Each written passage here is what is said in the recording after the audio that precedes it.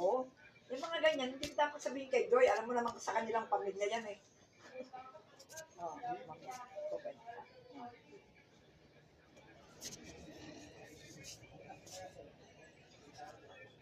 Dinalang Candelaria, tapos inobserban, ibinalik ko nila ng gabi. Tapos binalik na naman sinias na. Di ba yun ang loob ng ano? Sa'yo? Oo. Oo. Ang ganda ng mga babae. Kung nakakaawa, ang awa niya sa asawa niya, pakitan ka po yan sa papa. Gano'n naman. Ay, di sila na mag-alaga sa kanila. Ano? Sino?